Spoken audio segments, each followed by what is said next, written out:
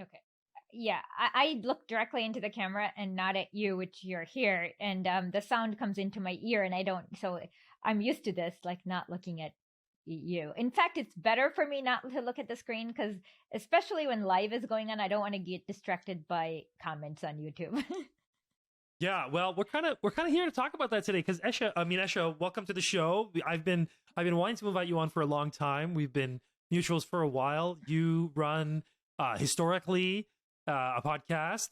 You're a unrepentant defender of the USSR and a deep. You're like I don't know how to describe it. You're like a I use this term like honorably. You're like an info jihadi, like at the best. You like you wage info war, and I guess I do too.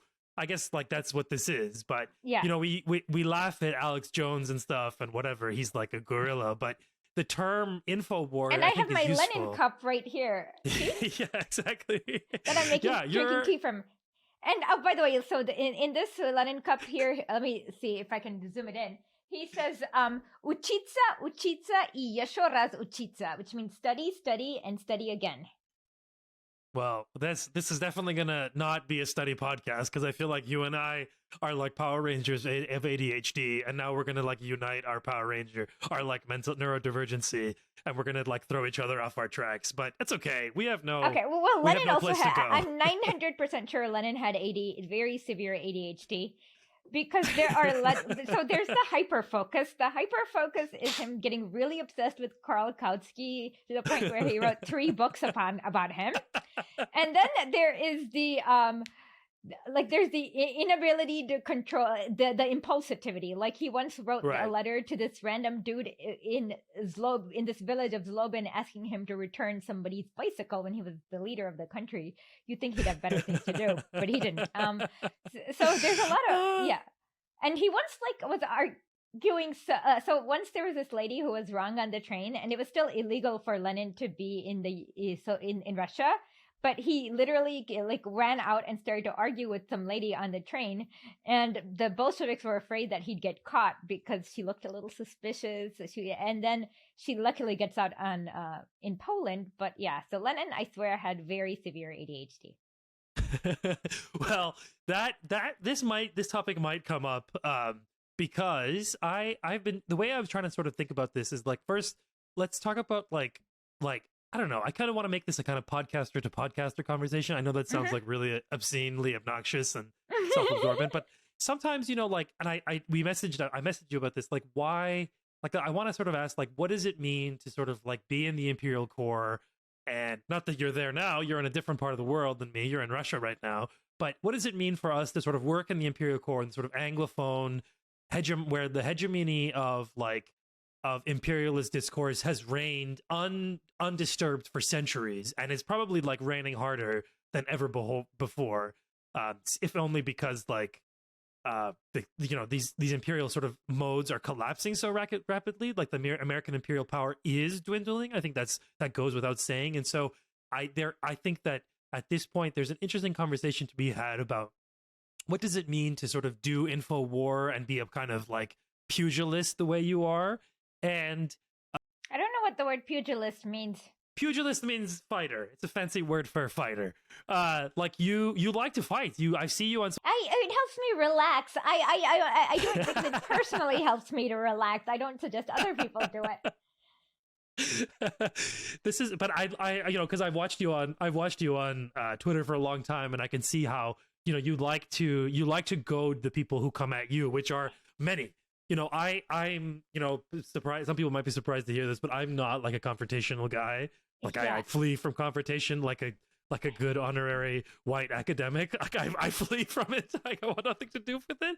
But like you seem to embrace it and bring it on. And I wanted to sort of begin with, understanding your background. I know you're trained as a lawyer and a kind of critical reader, but where like your background is not Russian. You're not Indian. This is. Yeah, you came into this stuff as an amateur, and now you find yourself like one of the biggest sort of like, I mean, I use this term lovingly because I am one too, but a kind of tanky mouthpiece. Yeah. like we're tankies, like proud and loving it. Well, like it's that. Because So I came here when I started historically. I was going to be fact-based, and I would only use. I also promised my audience I'd only use original sources, and I would just tell them the truth, the whole truth, and nothing but the truth. And as Michael Parenti says, reality has a Marxist bent. So the more facts you learn, the more you learn about the way the world works, it'll like always take you there if you're always connected to reality. So that's what happened to me.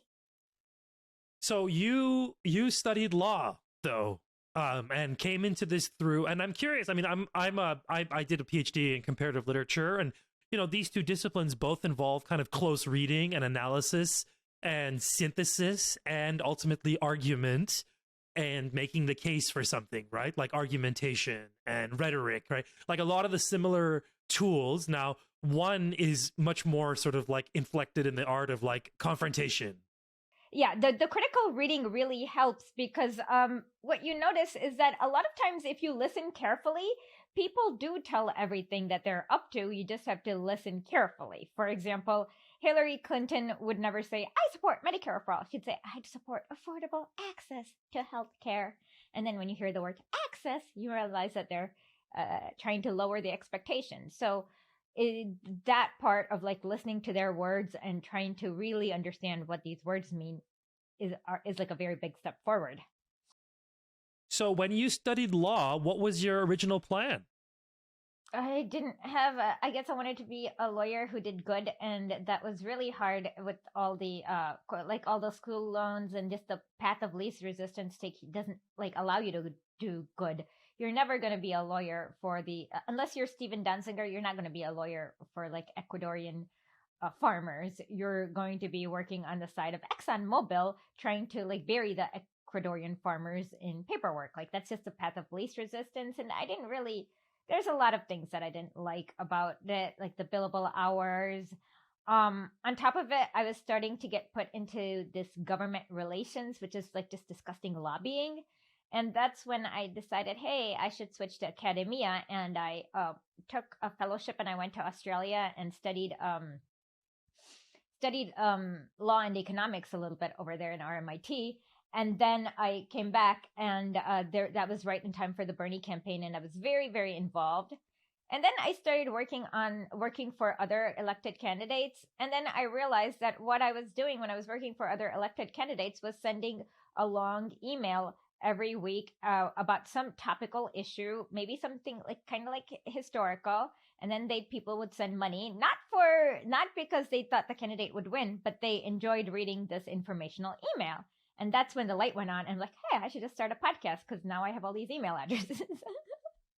What? It was like 2017 or 18? 18 is when I started. We started our show. Yeah, we started our show around the same time. I feel like there was a moment, and it was connected to the hype around Bernie in a sense, if only because that's where a certain... Yeah, I mean, I live in Canada. I was living in the US at the time, though. I was living in LA. And I wasn't, I mean, I was never going to vote. I didn't vote. I never had the right to vote in the US. I was a foreign student the whole time. So, and I didn't really care either way. Like I wasn't really sure if Bernie had much of a chance. I seem to think that a lot of people did, but I noticed that a certain kind of despair set in when it became clear that all this sort of great white hope of Bernie Sanders like wasn't going to work out, and everybody's sort of like rushing to sort of put their eggs in this basket, specifically like DSA, and kind of like align themselves. I feel like that had a lot of ripple effects for people, and it kind of opened doors to people like us to kind of move in and sort of ask people like, okay, there's a whole other world out there of what could be called like leftism, which is a term I'm like whatever about, but at the same time, like that I feel like there was a critical juncture sometime in the second half of the 2010s, and it opened up things for people like us. Or maybe I'm wrong. I think it did a little bit. So it at least got people to the idea that you need an okay. So the first thing it did is a lot of, the U.S. media has always been the same since time immemorial, but it's hard to notice that if you're not deeply involved in a situation. So when you read about like the New York Times writing, oh, why warlords in Afghanistan are good for democracy, or that was Washington Post, I think, or something like that, you might not notice what they're doing, that they're literally an arm of the State Department that just kind of repeats their propaganda over and over. But then with the Bernie and Hillary campaign, since she worked at the State Department, she had all these media contacts, and literally majority of the mainstream media was being used as an arm of the Hillary Clinton campaign. And this is not a conspiracy theory, because we can see it in Podesta leaks, where literally John Podesta wrote an article, and that article, without being edited, ended up in New York Times. What's her name? Maggie. I can't remember. Maggie Haberman, yeah. Yes, that's her. Okay. Anyways, so a lot of people then, that is when they realize that you need your own independent media apparatus, because the mainstream media is not 100% trustworthy. And that's when more people are willing to pay the $5 a month to fund people like you and me. Well, so that's the question. I mean, the funding thing is interesting, because people like us are independent. I mean, we rely upon the people who like directly consume. Please go to our historically.net. Yes, please do so. You should support the people whose content you like. And that's just like a fact. And you should just not give your money to like, I for 10 years or 15 years, I subscribed to the New York Times. Like, I spent probably over $1,000. I know. I'm brave to admit it. The worst thing about New York Times is they have advertising. So their you are the main product. They sell you to their advertisers. You are their product. People don't realize that. I'm so embarrassed. Yes, I didn't, like, I was a willing I was paying for them to lie to me. And like, that's what it means to like subscribe to the corporate media in any degree. And so like, when you watch MSNBC, you're like paying. No, you're also the product. You are the product that they're selling. Just remember that. They are selling you to their their advertisers. You're the thing they're selling. Exactly. So I guess the question is, like, in this environment, like, what, like, I can't help but think, what's that quote? Like, it's like, oh God, thy sea is so big and my boat's so small. Like, that, I feel like, sums up the sort of task of the anti-imperialist podcaster, that, like, you're taking up these, like, things that are much bigger than us. Like, we are two little people fighting against New York Times, Washington Post, every single, and the case of it. But in a sense of like, there is this something called information war, and we all are subject to it. Oh so my like, God. what your relation to it is one of either passive observer or like someone who ignores it, which is I think most people, or you have the sort of media class people who are belligerents as part of it, in support of it, right? And the sort of like class of people around it, academics who say that, oh, this is a conspiracy theory, blah, blah, blah. Like, there's a kind of small corner of people who boast this stuff, and then a larger group of people who sort of watch this stuff and either like it or just kind of tolerate it. And then there's the majority of people who like don't care about. But then they still imbibe, like, but because they're so passive, it is absorbed. Yeah, it is. You do end up just by osmosis absorbing so much like imperialist like fiction about the world, like you can't help it. So like, what do we do? Like, what's the point of this? Like, of what, like, is it just for ourselves? Like, is it just to like make ourselves feel better? So let's go back to Antonio Gramsci. He talked about the idea of manufacture of consent and coercion. So he was the head of the Italian Communist. Well, it was back then. I don't think it was called the Social Democrat. I can't remember what his party was called. I think PCI. Was it the PCI? Probably. I don't remember. But then he got arrested and got sent to prison for the next 20 years. And literally the prosecutor says that his mind is dangerous and we need to lock it up, is what they literally said.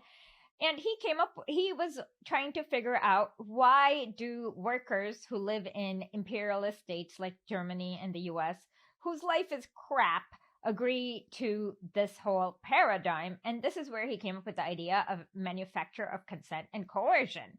So the thing is, what people don't realize is propaganda only works as far as they can construct a reality for the worker where the propaganda makes sense. So in the 1950s, the US can lie and say, oh, capitalism is good because everyone has an equal chance. But that's because in the 1950s in the US, they constructed a reality with those suburbs where one salary was enough and people who are working in factories got enough to live off of and blah, blah, blah.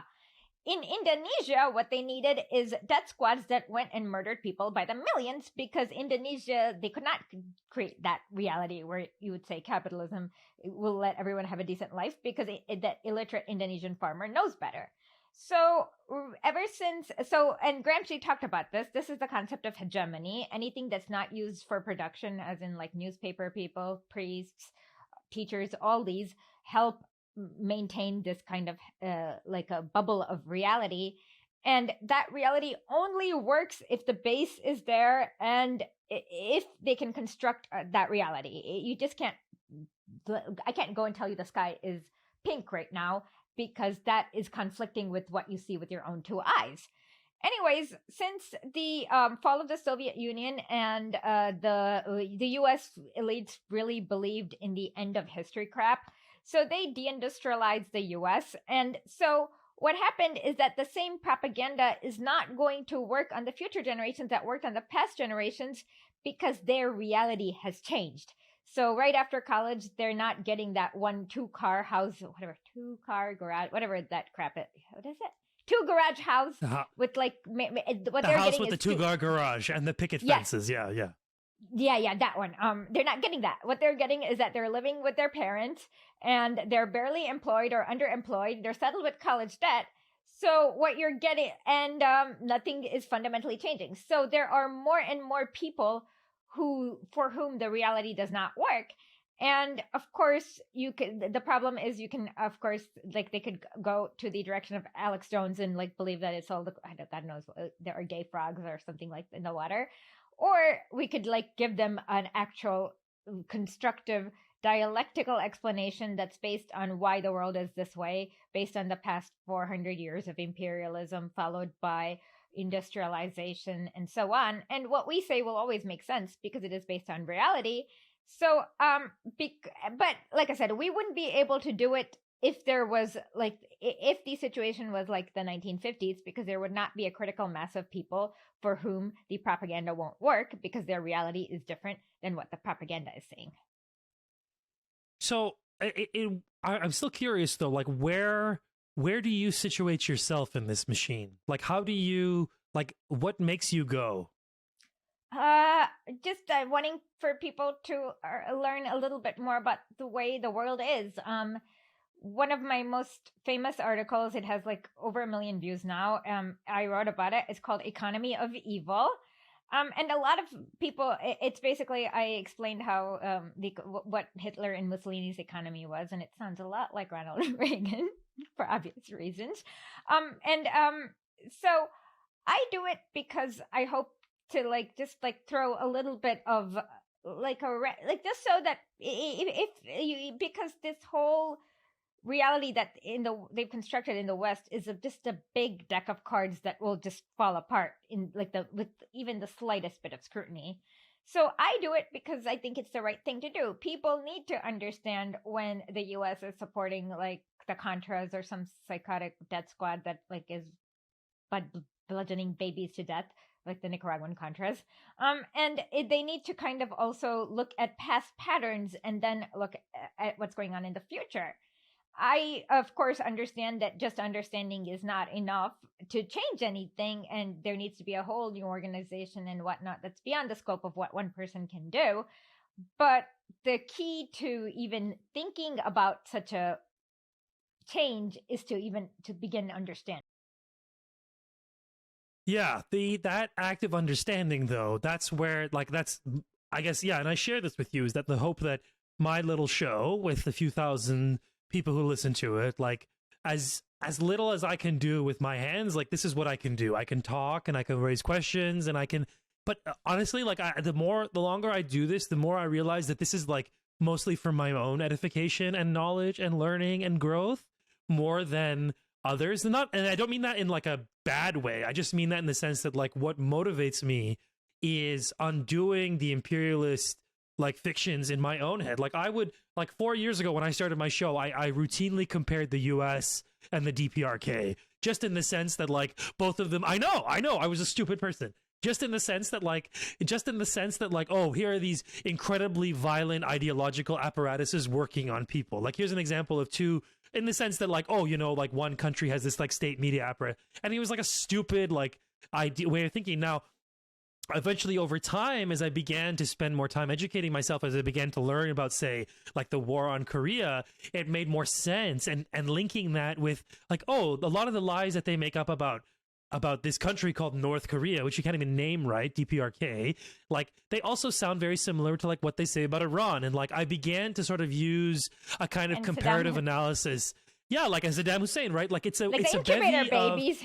the incubator babies, right? Like there is a script that imperialists follow, and you can identify it, and they're happy to follow it. Like they're happy to follow it. Every single okay. color revolution is exactly the same. You have some psychotic fascist squad that's murdering people by the thousands. The U.S. calls them pro-democracy protesters, and every time, like when the state quote unquote cracks down upon them because they are psychotic murderous death squad members, the U.S. are like, they're innocent pro-democracy protesters. And you'll see the same thing. Like they're all funded by the like there's just like there is a lot of in fact, Gene Sharp wrote a book on how to coup. I forgot the name of the democracy and something. Gene Sharp wrote. Yeah. So if you read his How to Coup book, you can just look at, and then each time I see leftist podcasts or leftist shows, they're like free Hong Kong or free Tibet, and it's like no. This is a balkanization project. Like anytime the U.S.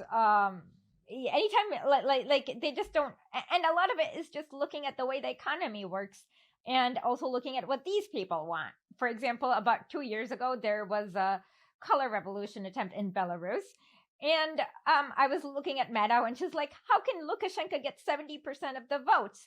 Well, if you look at the opposition's platform of there are too many ambulances in Belarus. Yeah, it's literally she wrote that.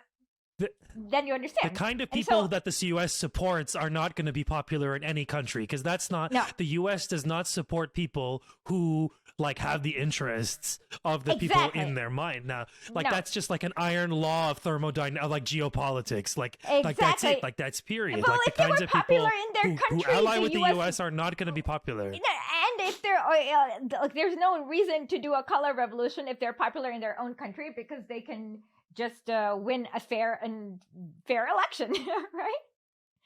The reason you need to do a coup is because they're unpopular. Yeah, well, that's the trick, right? Like, because if they were unpopular, they wouldn't have lasted so long. And this is the Syria conundrum, right? Like, how does this government that is supposedly so hated, whose people want to rise up, like, how does it continue, right? Like, it's a remarkable. There's this in the kind of liberal mind, or the sort of regime change mind, there's this there's this kind of double process that activates all the time.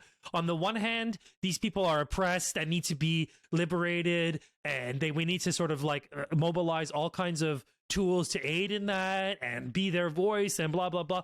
But on the other hand, like, they're brainwashed by their state regime, they are powerless to do anything, that they're like rising up, and when they do rise up, it's like they're gonna so like, which one is it, right? Like that's the same thing with the Iranian thing. Like, which one is it? Are they a powerless group of people, or are they this empowered group of people who can take on this sort of like state, right? And like, this is the script almost every time. Now, I guess my question for you, I wanted to kind of shift into this topic, which is like, what brought you to kind of the Eastern European or sort of Russian context, right? Because this is not related to you personally, right? Like, you don't have, like, this is a kind of like, this is something that you've adopted. You've learned Russian, like you've spent time sort of studying it. You're there now. Like, you're not one who participates in the sort of like anti-Russia hard line, which is the hardest of lines in our political society.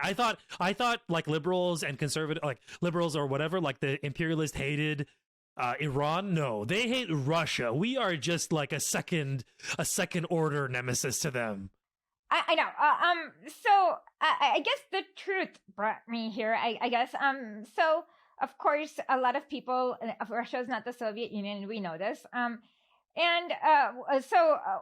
For example, the more I started looking at it, the more I became saw it. So about 4 years ago, I did an episode there was a really big thing called the Magnitsky Act, where this guy allegedly Sergei Magnitsky was killed in a Russian prison, so on and so forth.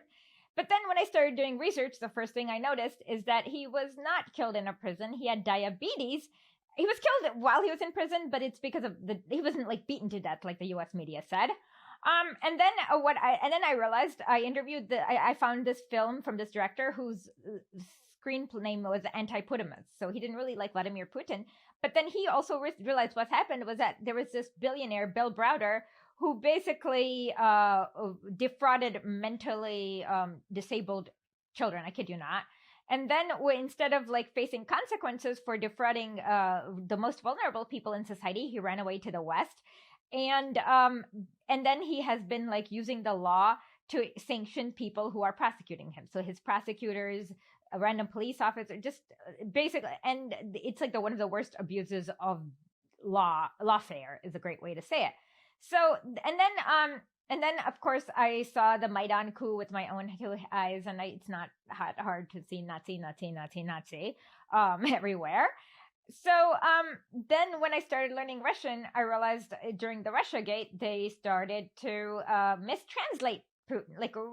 I've seen them mistranslate Ahmadinejad many times when he says something really boring and then they make it sound nefarious.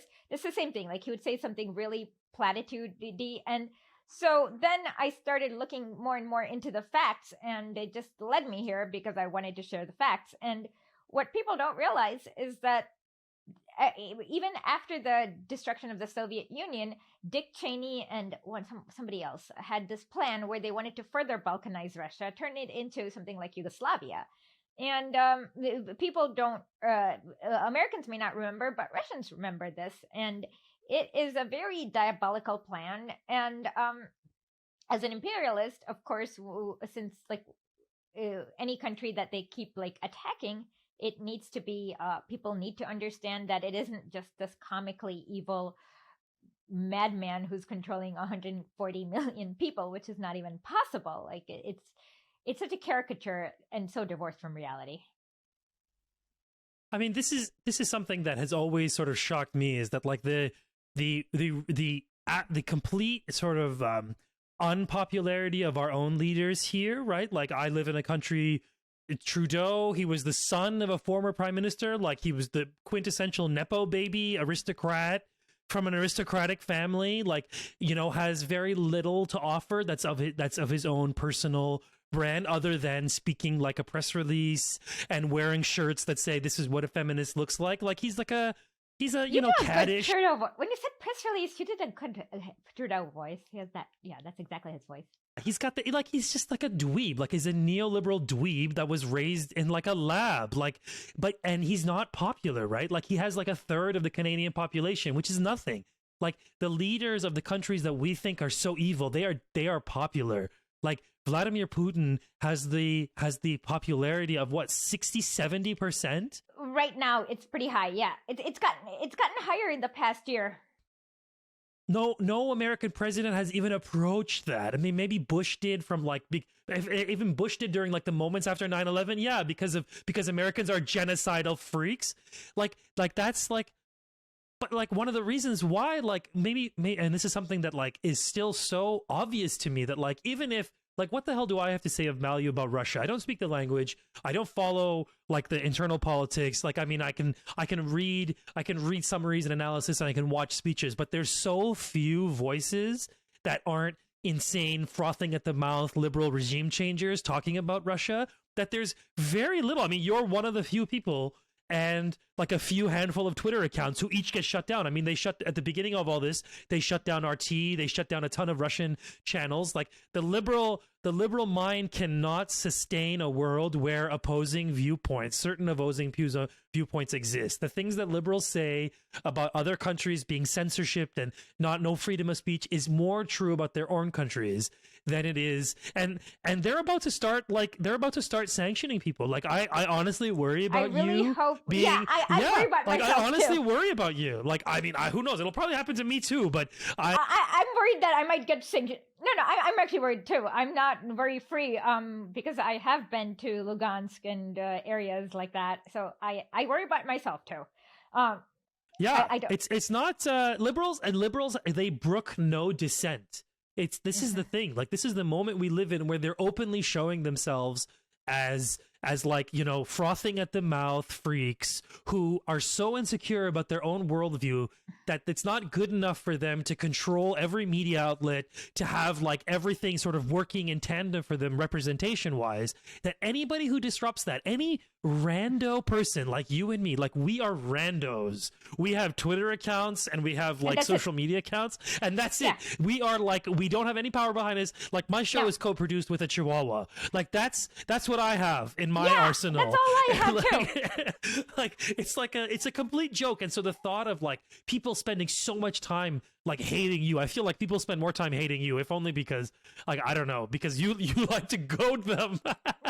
Maybe I'm sure people hate me too, but like, I don't know. Like, this is the strange realm we live in where like the inmates really can't handle anyone in the asylum like talking differently. Like, it really has to, everyone has to have the same political pathologies in their minds, and yet and it doesn't stop you. I mean, and I have to sort of say that, like, this is something that I admire about you. You don't give a shit. You don't care what people say. You don't, like, you just do your thing and you stick to your ideas and you like do your homework, and also you're not like afraid of being wrong, which is like a bad habit that I have. I think I'm way more afraid of being wrong than like challenging people and like challenging like the status quo, which is a stupid thing, because like, who cares if you're wrong? You just admit it later and you say, like, and you're honest about it, and you're like, okay, whatever, like, and that's part of waging info war, part of talking. Everyone's going to be wrong. So as long as you're honest about it and you say, hey, I'm wrong, this is why I'm deleting this tweet, it's fine. Like, what would you think, though, like, that is so unforgivable about like questioning the line on Russia? Like, what is it, just because of the size of Russia? Like, because I don't feel it's the same with China. Like, I think Russia is a special place. It holds a special place in the hearts of like the Westoid mind. Because Russia was the place where the Bolshevik Revolution happened, and that was the first crack in Western hegemony, and so they are instinctively much more afraid. Although China is going to be much more dangerous because it has 1.4 billion people. I mean, not dangerous, really dangerous, but to the mind of the Westoid, because China is working on a lot of wonderful projects with a lot of wonderful countries, and they're improving lives of millions, if not billions. But to the Westoid mind, of course, who thinks only in terms of their imperial loot, China will be, because countries will be involved with the Belt and Road Initiative, they won't need to use the IMF so much and so on. So the US won't have the same grip. And like, to quote Gramsci again, when the old world is dying and the new world is struggling to be born, now is the time for monsters, is what he said. So yeah, they're going to get pretty unhinged about China very soon. But with Russia, I mean, there's a two-pronged thing in that it is not a very populated country. So when you say something bad about China, there are 1.4 billion people just pushing back. When you say something bad about India, it's the same thing. So it's not the same level of pushback. And they get rewarded for it. So Rachel Maddow can say, hey, what if Putin bombs North Dakota next week? Or what if he turns off the light in North Dakota? Whatever she said. Zero consequences. At least when somebody says something about China, there may be one or two consequences. So I think that's what makes them way more unhinged. The fear from the Bolshevik Revolution, also the fact that there is literally no consequences to pushing back against Russia. Yeah, I mean, I think that's... I mean, you can make up literally and that's true any with lie Iran about... too. Yeah. That's true with Iran too. That's what I've noticed. Schneider, he once said that it's illegal to talk about the Molotov-Ribbentrop Pact in Russia, and it's not. I mean, it's like, that's the stupidest thing. Like, literally, they can get away with saying the stupidest thing on earth. And then there's a big class of liberal collaborators here in Russia. Well, hopefully not too long here in Russia, but somewhere in this world, who are willing to repeat the imperial line for a certain amount of money. And you get that with is there a Persian word for gusano? You know that lady who's a neocon what's her name? I can't remember her name. Victoria Nuland? No. She's an Iranian diaspora lady. She dances, she's really bad at dancing. Oh, Masih Alinejad? Yeah, that lady. Yeah, we have quite the few characters now. See, thing is, in the Iran context, you have the way you in the development of the Iran sort of like comprador army.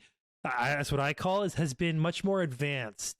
Like we have a very advanced comprador army. We have thousands, if not hundreds of thousands, of Iranians in the West who would support regime change. I think so. I think so. Yeah, of course they would. And then so many of them are like, oh, the life under Shah is great. And it's like the literacy rate was 30%. What are you smoking? Yeah. There is, I mean, this is the thing is like in a large country like Russia and a large country like Iran, you're going to have people who don't like the government. That's natural. But what happens is, unlike the US, unlike the UK, unlike the countries of the Imperial core, those people aren't given massive platforms to speak for, right? Like that's the difference. Like how representation, how that little act of platforming could then become such a kind of like what is the word I'm looking for? A kind of branding exercise in selling regime change. And so you have in the Iranian context, but this is the double-edged sword, and I say this in the Iranian context, you have so many conflicting agendas and people who would never share a kind of revolutionary process or energy or anything. You have right-wing neocon monarchists. You have like liberal reformists. You have like a whole nexus of people. MEK people, right? Like whole clowns. You have Kurdish. You have like the ethnic groups. Like this is like, these are people who wouldn't necessarily agree on much, except what they do agree is, IRI must go, right? And that's the basis of their solidarity. It's a kind of reactionary solidarity. So like, that's what happened. Like what happens in the end is that like, in the last 5 months, we've had this very intense wave of kind of like info war, I would describe, on Iran. Oh my God, yeah. Like this is a new phase of it. Yeah. I've been just like blocking. I've been blocking left and right because I've lost enough TikTok accounts that I don't want to fight with the Iran diaspora people because they're gonna mass report me. So I'm just like, the minute I see somebody who's like free Iran, I immediately block them right then and there. I've seen that like so many of these like women in Iran concern trolling, and it's like, yeah, we've seen what the West does to women because we've seen Afghanistan, and this is just the West concern trolling. And any country needs its own. There's a psychic difference. There's this key thing here. There's a psychic lacking here, right? Because you use the people of the global South and these enemy countries to make up for your own political failures / like oppressions, right? So like women in the US, a lot of women, millions of women, tens of millions of women can't get abortions legally now. Yeah, that's just Iran, a fact. Yeah, and Iran, meanwhile, like so you use now the laws on abortion in Iran are more complicated. Yes, I will say that. However, the fact that Iran's the sort of dream of, here's this kind of like the fashioning of this prototypically oppressed Iranian woman, right? And this is where the insanity lies. It's like, listen, guys, you have your own problems. You have everything that you think happens in Iran, in Russia, in the DPRK, in China, like in the places you imagine to be very, very bad. They happen in the US. They happen in the country you pay for. So in the case of TikTok, right, there are all these like little Zoomer influencers who have like, stop executions in Iran. But it's like, what about the executions in the US that your country purports every day, right? Like what makes, like the obvious question is like, what makes us so special that like we get such exceptional treatment that proletarian Americans don't get, right? That this is the strange, like upside down world you live in where like women, a theoretical woman in Iran gets more sympathy or more, quote, solidarity. The theoretical one, not a real woman, of course. Like, so if a real woman, like I was on Press TV yesterday, and the few times I've been on Press TV, each time it's actually been like the producer, every single time has been a woman, Iranian woman, and not a man. This is the first time in like news media where I've seen so many women in it. Like I've been on other channels in other countries, and it's nothing like it's pretty impressive. But they're never gonna see the light of day because they support the system that's going on, or okay, well, maybe somewhere between being neutral to supporting.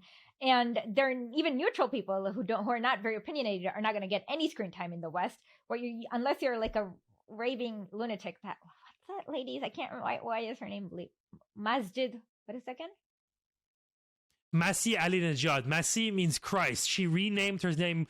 Yeah, she renamed herself Christ. Her real name is Masume, but Masih means Christ. Masume. Okay, this makes sense. Very, because she was probably posing for the evangelical crowd in the U.S. Because you kind of have to play these markets they do. A lot of them do that. They kind of have to pick a route. Which way they're going to go in the regime change ring. I've heard, in India, actually, people with, Masi Alina, like her. And like only raving lunatics like her are allowed on media.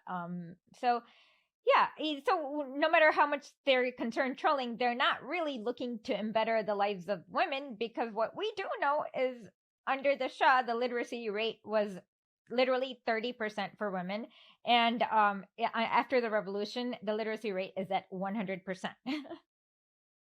Yeah, I mean, the idea, the sort of persistent problem, say in like Iran's case, is that you have this army of media activists who only exist online. They only exist in virtual form. Their revolutions are not revolutions, right? Like they're hashtag revolutions. Like they are attention seeking. And what's interesting, say about the TikTok videos are interesting because all they can do, right? Like in the West, all you can do to further your cause, right? Like in the sense of like, oh, I'm providing information. Like what motivates an Iranian regime change person, pro regime change, anti-government, whatever you want to call them, like person to sort of make a TikTok account and become a big TikTok name? Like what motivates them? Like, well, lots of things. However, like what's the end goal, right? What's the end goal? Like if the end goal is overthrowing the Islamic Republic, like they're not doing anything. All they're doing is confirming the necessity of overthrowing the Islamic Republic. But to whom? To like stupid TikTok users who have no say over their own government, let alone the Iranian government. Like this is not like. And what's interesting is like a lot of them, if you watch these videos, like a lot of them are like, share this. What can you do? Share this video. Sign a petition. Share this video. That's a great way to get your email address. It's like, yeah, it's just a clout farming operation. You're doing, like, people have been farming clout for Masih al-Najad and her ilk for the last 4 months through this so-called revolution, right? Like that's if that wasn't the intention of someone like an average Iranian, like whatever, like I'm not going to tell an Iranian who hates the Islamic Republic, oh, you should change your mind. Like that's their opinion. Let them have it. Like what's it to me? What's it to any of us who live, especially for those of us who live in the West? What's it to any of us? Like we live in the West, we forego our right to impose our politics on the country that's half a world away. And never mind the fact that our countries, our taxes are used to wage war against Iran, to immiserate the lives of Iranians, right? Forget the compradors. Like we are guilty in the process of immiserating Iranians, Afghans, Syrians. Like we are guilty of that. And so like, to answer my own question, like, why do I do this stuff? Like, part of it is to like address the fact that I'm part of this machine, that like my comfortable life, my bourgeois life, like my life living on, say, stolen indigenous land, right? Like all of these processes are ongoing on my political self. And the thought that I can just, oh, over there is where politics are happening. Over there is where revolution is happening. I mean, this is the most diseased aspect of like the Westoid politically minded person. Now, mind you, these people, including ourselves, we are a minority of our population, right? Most of our populations don't care about the foreign policy of their country. I would go so far as to say, yes, the indifference is, that's the... Yeah, well, because they're comfortable. Yeah, I agree. And the thing about, well, you're doing it to get the whoever, like to manufacture consent, like to kind of like ease the barrier on any future actions, of course. But that's the worst part is people do not understand where the sausage is being made or how many child slaves in Congo are needed to get your phone and so on. So they don't understand the whole IMF, World Bank, Bretton Woods agreement scheme and how the U.S. imposes austerity on the world and makes people just poor and hungry and so that they can have cheap goods. Like they just don't understand, and so they don't care because their life is comfortable enough that they never need to learn about the fact that because of the way the whole global trade regime works, that there are child slaves in Africa, for example. Yeah, I mean that's the thing. Like the reality of our own political like foundation is so violent, right? Like that it's ongoing violent settler colonial project that are hundreds of years old that are unfolding and also in contradiction with each other, right? And so like the sovereignty of say Canada, which is very flimsy, right? Like to begin with, right? Because we're a satellite outpost for the US. Like that's for me a complete joke. Like Iranian. Yeah, it's not. I mean, has Canada ever done anything to oppose? No, never. I mean, Western Europe after they stayed out of Iraq initially. Yeah, right. Kind of. Our prime minister stayed out of Iraq initially. Yeah, kind of. But like this is like I think that what's interesting is that like the political landscape of our own countries is so barren, right? That like Americans like have so little to hope for that like Bernie, who like calls Maduro a dictator, who like sends money to the Azov to like do that, like Bernie is held up as the savior. I mean, that's pretty. If I was an American political person, I would be deeply, deeply depressed. But that depression leads them often to find hope in other revolutions. Now, that's the question, right? Like, what is that revolution you're back in? I actually don't think it leads them to have hope in other revolutions per se. Like, it's more that they just accept the imperial propaganda that comes into them. Like, I feel like they just don't question it. They put their hopes in the hands of other people of the global south. They fetishize the global south and to make up for their own lacking. But no, it's not to say that like that hopes of the global south is real. Like it's in their minds. They see like a few Muslim brothers in some town in Idlib, and that gets them excited. They share that photo of like, you know, that town was called Kafar Nabel, whatever they would hold those signs up and say, "Oh, Obama, blah blah blah." Like they are acting, like they are acting with the hope of having their political message shared by your average Westoid, right? And they can rely on that. I see. So in their head, they're supporting the people of the global south. However, they're supporting certain people of the global south. They're supporting a tiny group in the global south. Right? Yes, exactly. Like a certain group of people who have been sanctioned by the U.S.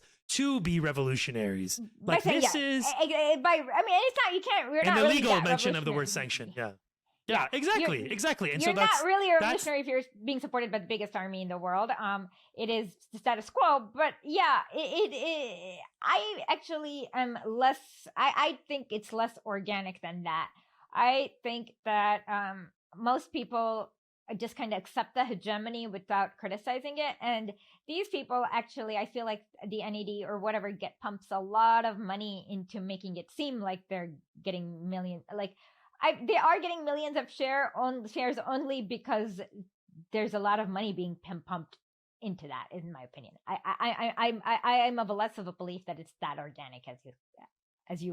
Yeah, I mean, like organic or otherwise, like I've seen this process work out in people's minds that like, and again, like if an Iranian in the West wants to hate the Islamic Republic, that's on them. Like same with a Russian. If a Russian in the West wants to do that, that's on them. But I'm going to wonder what they did when the Shah. No, it is to say because often it is a class thing. I mean.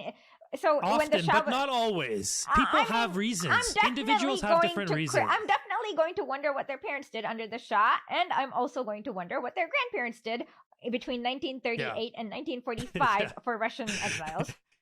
Yeah, no, actually, yeah, totally. And like the rules of politicals, or like the rules of like any individual's geopolitical consciousness or positionality, whatever you want to turn, those have real links to class origins, ethnic background sometimes, you know, like there are all kinds of complications. And so like but in terms of like my own orientation, in terms of like what's it to me that like for instance, like a couple of years ago I had this like fireplace tech come to like fix something. Of course the guy's Iranian, of course, because everybody in Toronto is Iranian. He spends the whole time denouncing the Islamic Republic. He was actually kind of funny. I thought he was amusing, and he was very nice to me personally. I mean, I didn't share my politics with him, but like, I wasn't gonna sit there and be like, "Bro, you're wrong," and this and that. Like, I don't give a shit. Like, what's it to me what this guy thinks? No, I'm not going to do that too, because that's not appropriate in that social situation. But if somebody is on my YouTube channel saying the same thing, I'm going to ban him because I don't want to discuss it. Like, and if it's not, if it's part of the topic, I will answer his question and I will push back. So yeah. Yeah, the problem, and a lot of this also, like, what's funny is that because our societies are so alienated and broken and hyper individuated, these platforms become our main tool of linking to each other, even our own allies, right? That, like, I have, like, the joke that I always make with this podcast, it wasn't like it's not the episodes, it's like the friends that I made along the way. That, like, if tomorrow I got like nuked by the Zionists because of IHRA, which can happen any day, right? Like, they could totally come after me using IHRA. They could totally do that. And I should delete this because I don't want to give them any ideas. But like let's say they get my show. They can't change the fact that I have hundreds of people now that I know that are in my phone whose contacts that I can, like, resurrect things, that I have these MP3 files that I can just move, right? Like, there are ways that you can mitigate the fact that we are in the minority, if only because, like, you know, you have the power of friendship. Like, I know that's like a very Disney, like, sport Disneyland, like Disney movie sort of like plot point, but in the sense that, like, if we don't have other interlocutors or people who sort of like follow kind of like the line of critique that we're pursuing, then we have nothing. Like, we have nothing. We have stupid shows. We have data that we publish. So, like, in terms of your own audience, like, how do you cultivate, and this is like my podcaster question to you, like, how do you cultivate that two-way relationship? Because I know, like, and I feel like this is probably the truth for you, like, I know my listeners teach me a lot of stuff because they write to me and they say, oh, something you said was wrong. Like that's a learning experience. Like, that's awesome. Like, I'm lucky. Now forget, and that's not even to say what my guests offer me. Like, my guests come on my show, they're very smart, and they tell me things, and they like teach me about what they know, and they do it for free. And then people pay me for that. Like, I get paid to learn, like, which is the coolest job in the world. Like I never want to do anything else in my life. Me neither. But the thing is that exactly. For me, we have a Discord, we have a Telegram channel, and we're just there for each other. So when we need help with each other, when people ask me, "Hey, I need help with the homework assignment. Can you help me figure out what some Cord Meyer said about JFK?" I help them out. So it's like a mutual, and you build these relationships just by being there for each other as a community. And it's partly because we are so ridiculed and we are such a minority in the political landscape and the kind of media landscape that we do represent to like to some people, like, just the bottom of the barrel. Oh, apologist for this, Assadist, Putin like just the cheapest thing in the world. If only, and it's like, wait, if what I'm doing is Putin apologia or like Assad apologia, like, what are you doing, Mr. you know, rando Iranian regime change account? Yeah, like you're like doing part of apologia. I don't know. Yeah, I mean, it's nuts. I mean, I guess the one that leads to the other question is that, like, you picked to go back to a question, is like, you picked Russia as like the kind of main site of interest, and partly because of the USSR, but also I really feel like you like sticking your nose where, like, people say it don't belong. You're like, what's this, like, you know, like this connect, like, what's this Indian person who's from the US have to do with, like, Lugansk? Like what how did you get there in terms of, like, ideologically or all kinds of things? People invited me there because they wanted to see what was going on, and and it was horrific what I saw. I saw mostly because as a journalist, I'm a very good one. Look at my Gray Zone articles. I'm very methodical, and so people have invited me, and that's how I got in there. And I mean, I don't understand, I guess, the question per se, because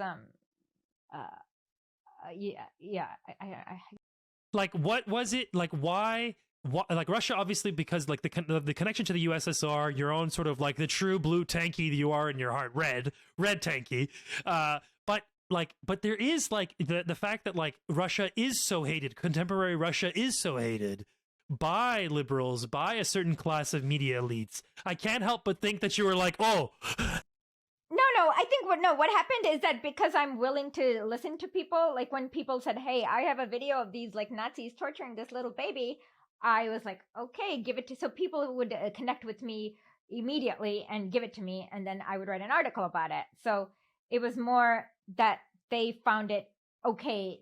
They could trust me as a source, like as somebody who was going to hear their story. Or some other guy was actually like tied up and burnt with a blowtorch by Tornado Battalion, and he so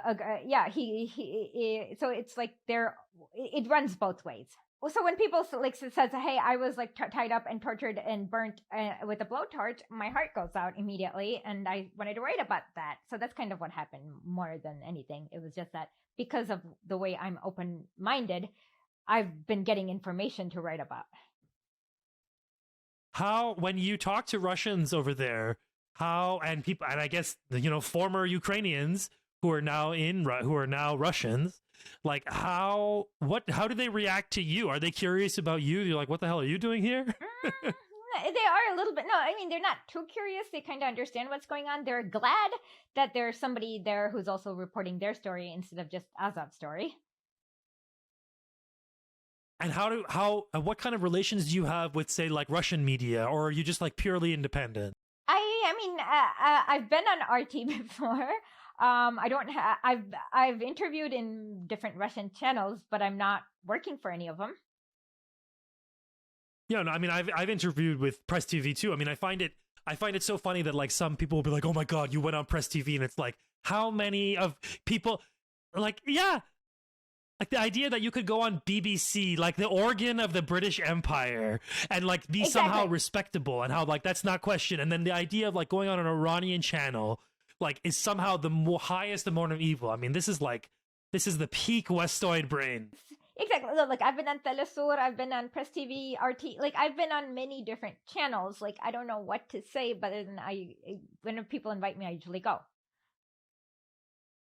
Well, it's because so few people actually invite us to go to stuff, because we are a minority of people. like why not? Like what am I afraid of talking? Like why should I be afraid of talking to people about the stuff that I know about? Like that's my approach with this stuff. Like I don't now.